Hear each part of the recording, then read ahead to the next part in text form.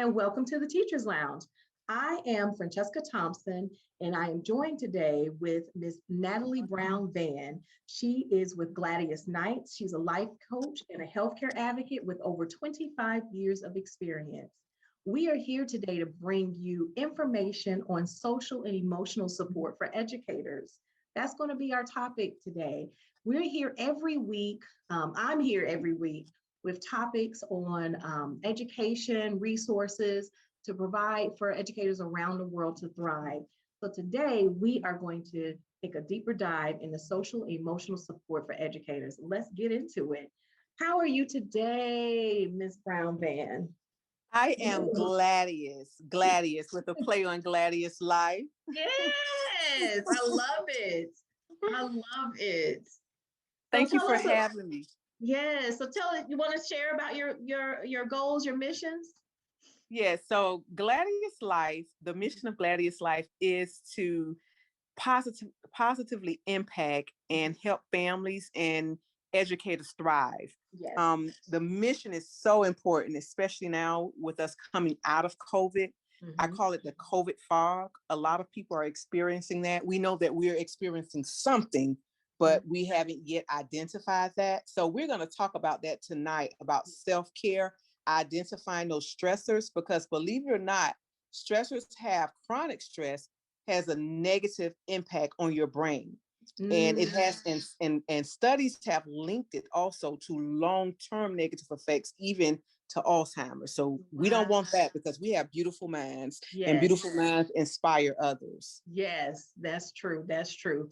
And I'm an educator. You're an educator as well. And I can just kind of, rewind to last year when we kind of, being sent home, right? And we were sent home and we had to jump into becoming a digital teacher. And then we started back school. Now we're both, in person and virtual. And so it was a lot going on during that time period. Then you had all your political stuff going on. It was just a whole bunch of stuff going on, Yeah. And you know what? I always told people that when I purchased my home, when I bought my home, I intentionally bought my home away from my workplace, because I really wanted to feel like I was home, that I had separated work from home. Yeah. But because of COVID, and like you just identified, us having to bring work home, I started not liking my home. So that was another added stressor. Yeah. So this is again where it's so important that we identify where we are, not run away from it, but be able to deal with it and navigate and find release. And we'll talk about that later on. What are some things that we've identified to be able to help us? And so now I'm back loving my home, because again, I've done some intentional things to bring back pleasure in my house. Yes. And I think it was probably a lot of stress for teachers and there are still quite a few teachers who are still working from home. And we were in a classroom, so we didn't have our space at home set up like that to teach. And so that carries a lot of stress as well. You've got to prepare and have your environment ready to teach. And so I didn't even think about that as far as another added layer for educators to have to navigate through. And then for teachers who also are working from home, and then they have their kids at home. My goodness. Yes. That's a lot, just a lot. So we want to kind of talk about this. I know that social and emotional learning is like the big thing, and we hear it a lot when we're talking about student needs. And today our conversation is more so centered around educators and how schools can help educators get through this. And I would even say a lot of the things that we will share is going to be things that we should continue doing even after the pandemic is over and we're back to our new norm. I think we continue to deal with social and emotional support for teachers, regardless of the situation. Yes.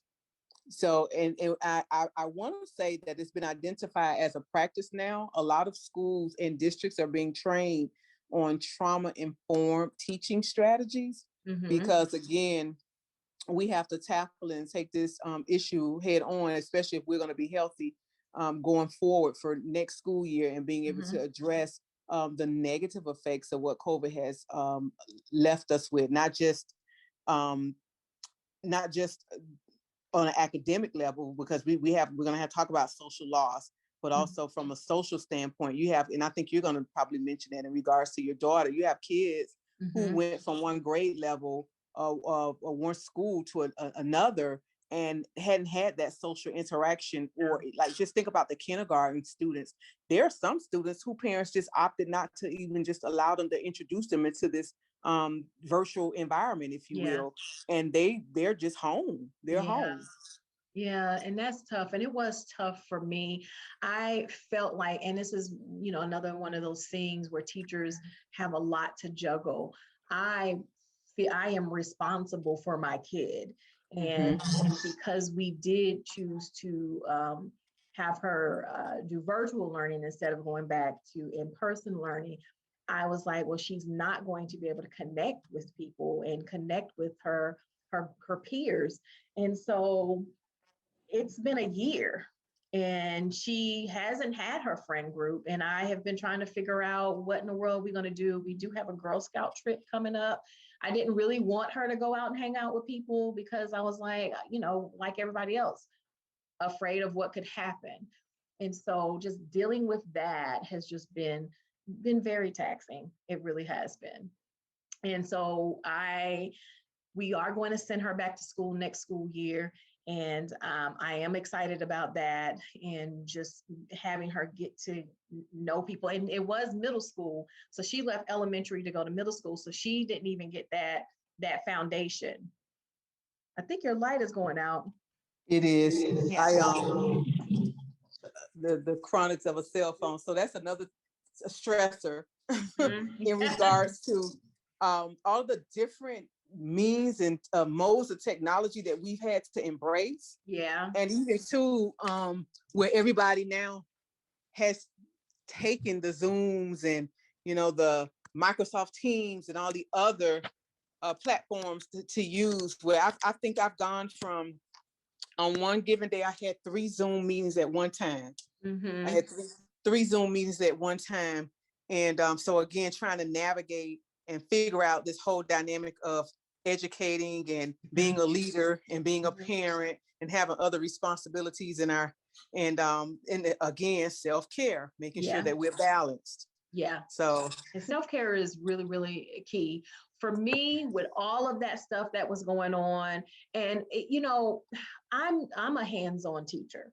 mhm, And so for me, and I have a huge kind of classroom lab space where my students, we build and we make, and mhm, uh, yeah, we're out there, prototyping every day. We're rapid prototyping, coming up with new ideas. And that was kind of stripped from me when the pandemic hit. And so I didn't even deal with that. I kind of, it did hit me a little bit depressed because I didn't know how to, just be strictly a virtual teacher, not with the kind of stuff that, we typically do in the classroom. And so mhm, it was a mhm, part where I just really got sad. I was like, yeah, what can I do? And I tried things like mailing the resources to the students. And mhm, then, not all, some of the stuff was returned because mhm, I didn't put the correct address or something. And I was like, gosh, this is just a lot going on. I can't, and so I had to really take the time to just kind of, at the first of the year, get back to just kind of, you can't fix it all, friend. Let's yeah, just take it one day at a time. And because I really wanted to just be great, yeah, it was just, I wanted what I would normally have in a classroom virtually, and I couldn't figure out how to do it. And I was getting stressed, and I was being really just drained and even kind of somewhat negative towards myself. And so I said, the first of the year, I said, I gotta get out of this. So I started a new routine. I started meditating in the morning. I started writing in a gratitude journal, and just mhm, kind of reflecting every day on 3 things to be grateful for, and just mhm, trying to get back to just, it's okay. You can't fix everything. mhm, It can't mhm, be perfect. be happy for where you are right now, you know? What were some of the things that you ended up doing? I'm smiling because as you were talking, I see myself in a similar situation.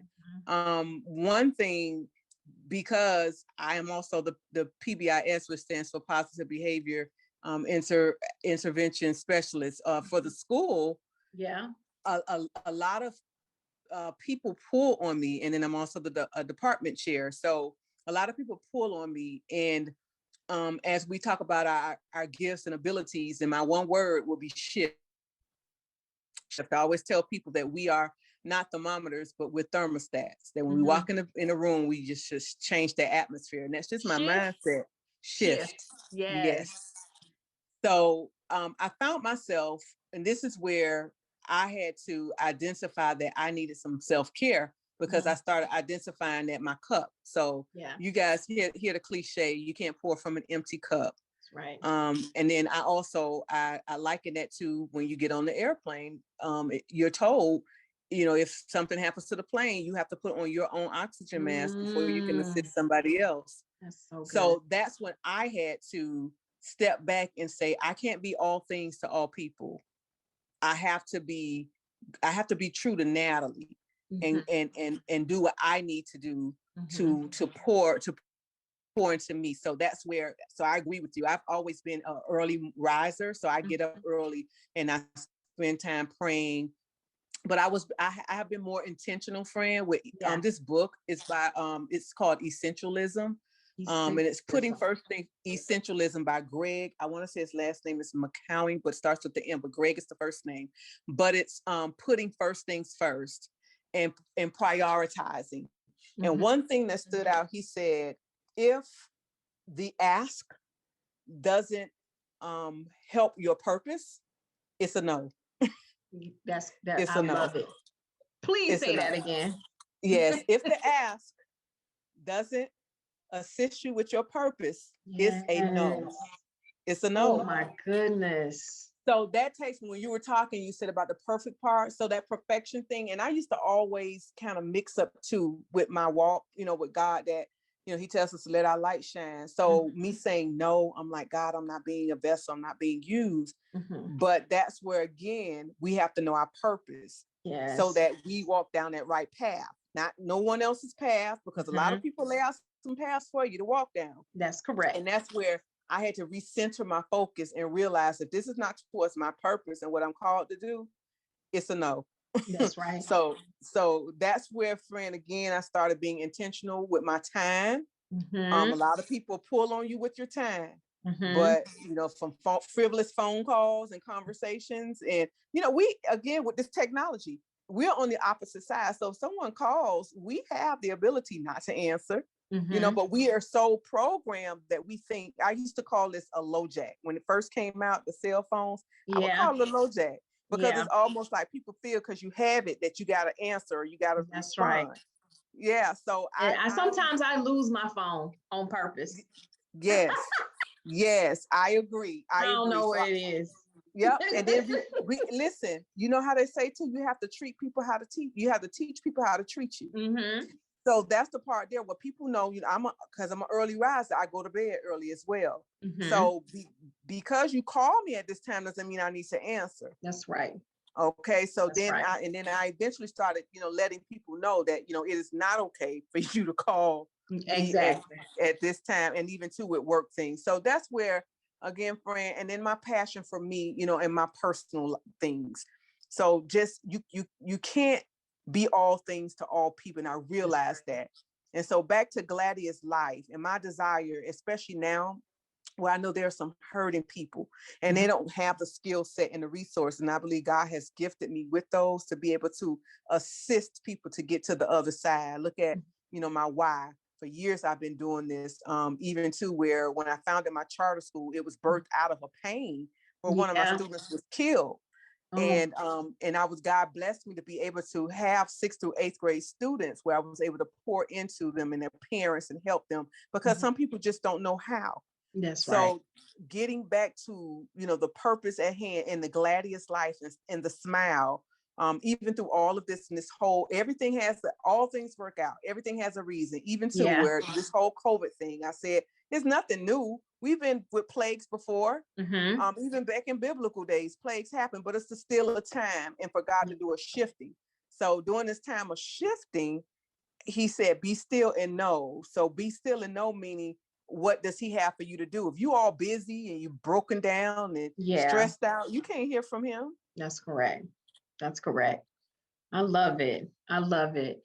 Well, I think that people are learning time is valuable, and you really do have to love and plan properly with your time and do things that matter and that's going to help you. And that goes back into the social emotional support.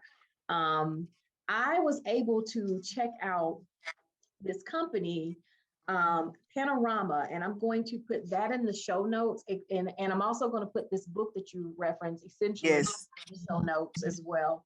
But this Panorama is a company that deals with the social and emotional support for teachers and students. So I hadn't seen both. And so they have these resources that are free, and that's what people need right now. And I started off with printing off some of the resources. One of the resources is just a survey. It's a survey to kind of gauge where everyone is in your building. And some of the questions are like, how effective do you feel? How effective do you feel as your job right now? How effective do you feel at your job right now? It's the writing. I need glasses. How connected do you feel to other adults in your school? How much do you matter to others at this school? And then another one, how confident are you that you can help your school's most challenging students to learn? And so it's probably about, I would say about 80 questions. And it's chunks, so you don't have to do all of them at the same time. But I was like, how could this be used in the school? Like if we just started with this first survey that really deals with the individual and how they're feeling, how could that be used to support the people in your building? What could the leaders do with that information? How could they roll out using these resources to help build their school, what I love about that and what I hear when you say that, I think it would help for people to unmask. And that's something we talked about, even too, as leaders. We're taught to walk around with a smile. When people ask you how you're doing, it is well, all is well, but in the inside, you are like literally dying, about to lose it. So, if people are true, that to me would be a first self-inventory. A self-inventory and an icebreaker, honestly. And so this is the a teaching tool in the conversations to the leaders that, don't look at it as another task or check, but look at it as an opportunity really to minister. We say we're servant leaders. So if we're truly servant leaders, you want to hear the heart of your people, because I truly believe that, a lot of people right now, they're teachers. We're going to say teachers or educators. They're bleeding. They're bleeding and they're masking. So I love that tool there, and I think that tool should be shared with leaders, even as when we come back, as that's the first thing first. Yes. And I think it's something that, like I said, you can even use after this is all over with. I think we do need to start dealing with the emotional side of educators and seeing what's going on. Because what did you say? You can't pour from an empty cup, right? And so you have to really figure out what's going on. And like you said, don't look at it as another thing to do.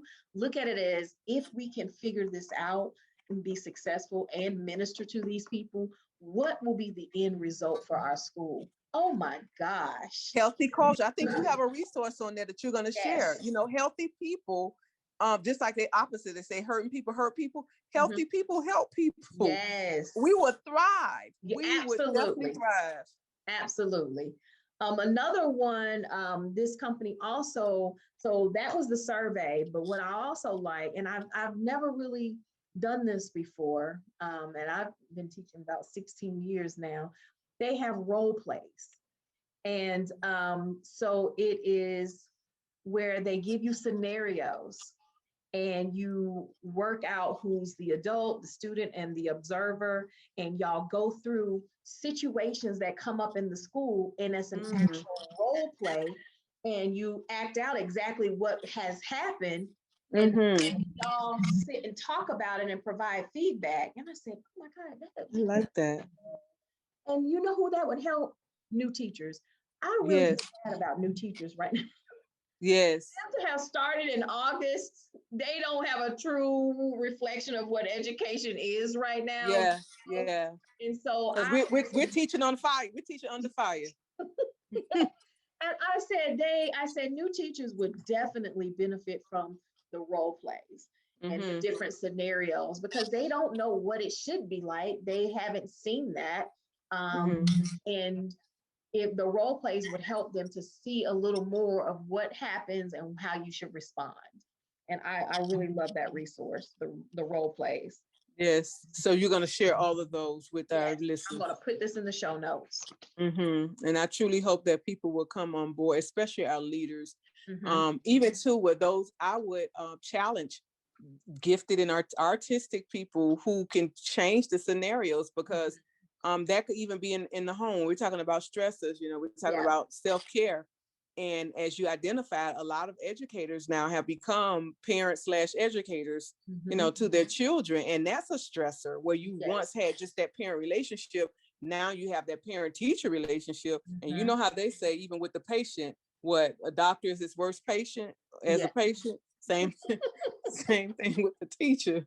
Yeah. When it comes to us with our children. So I think that can be helpful.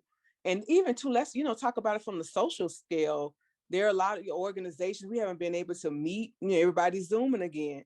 And we're humanistic, and by nature, we're social beings. So I think a lot of organizations, it's going to be totally different. Even when people are vaccinated, it's not going to be business as usual. No. So people are going to have to work these things out. Those scenarios are really good. I think so too.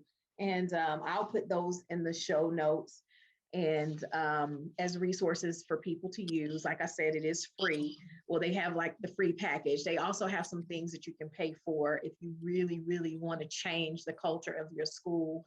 I really think you got to tap in. You can't leave this out.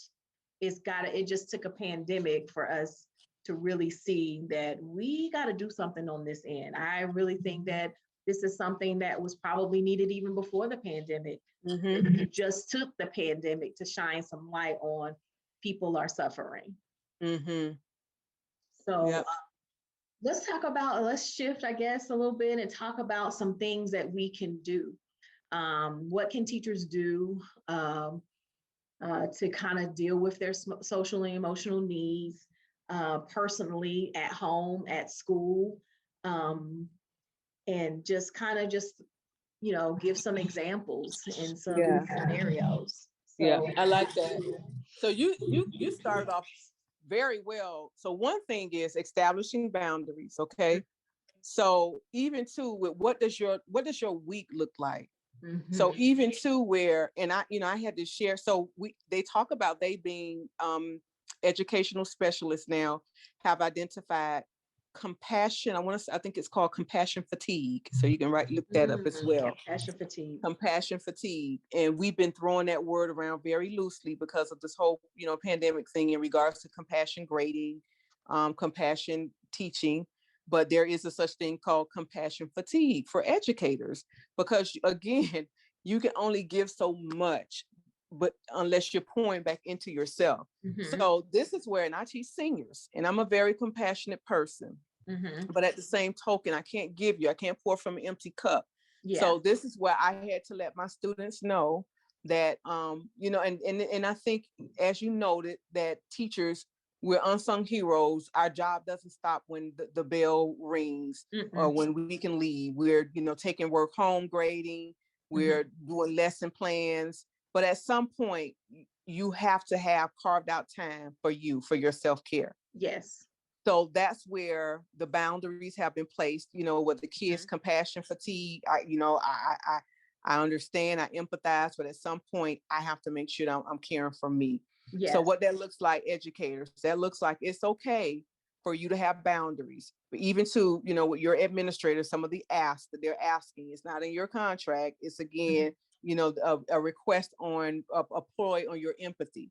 We're very empathetic. I truly believe that. But at some point, we have to make sure that we're taking care of ourselves first, because if, as we just stated, if we can't pour from an empty cup, if I don't have it to give, guess what? We talked about chronic stress earlier, and the negative effects of that is I can't concentrate. My memory is gone. And then even too, I can't control myself. So you see where some teachers have really kind of like lost it. Some people, I think you would rather for me on a short term to take care of myself, have time carved out for me to get a massage. So when you say, what are some things? Massages. I like oils. So I have a diffuser in here. I have a diffuser, different fragrances, candles. I love candles. I have a candle. Yeah. So just that type of quiet time, where it's just me, myself, and me, whatever I desire to do, no work paper load, no hard ask. So that's what that looks like, friend, in regards to first thing first is putting boundaries up, setting up what that day looks like you said, in the morning. My family already knows, even through on the weekend, because I'm part of a prayer group, a prayer line. Don't call me Monday through Friday. Don't call me in the morning, because in the morning, my first thing is dedicated to that, to prayer, to worship, and then I'm at work. So, and then on Saturday, I get up, and don't call me before 8, because 6 to 8, that's my time as well. So that's where you have to know what your day looks like. And then you communicate that to others. So you set those boundaries in place so people don't cross those boundaries. Yeah. And I think we're going to start seeing a shift, educators understanding that they have to take care of themselves.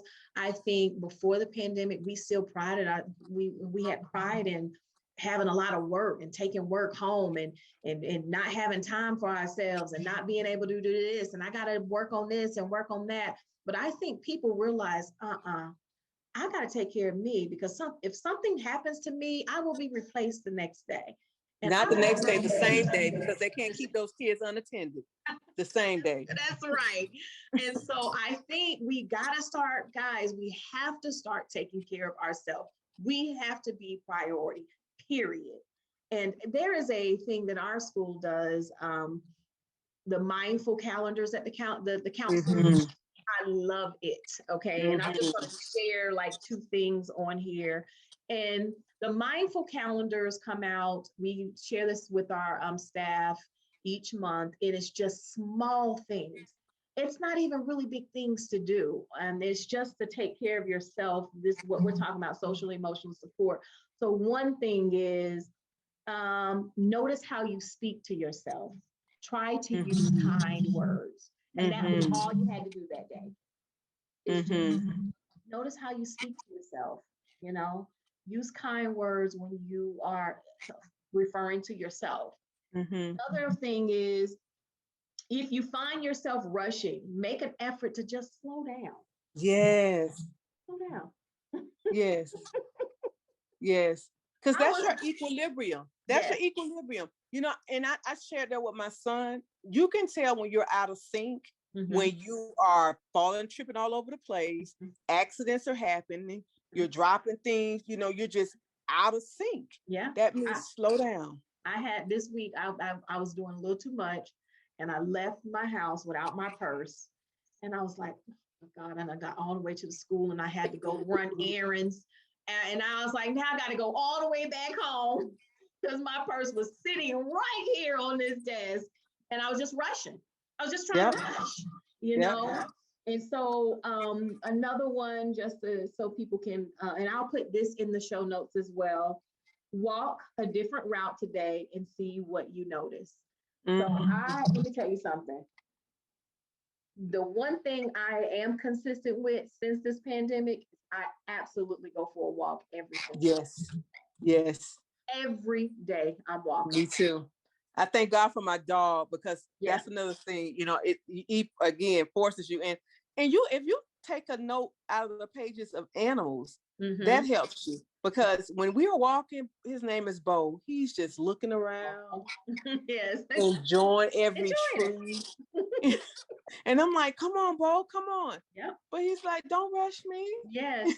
And that's what So I do. I walk and just and you know what, friend, what you said is so key right there. When you're walking, you're walking. You're not on the phone. You're not texting.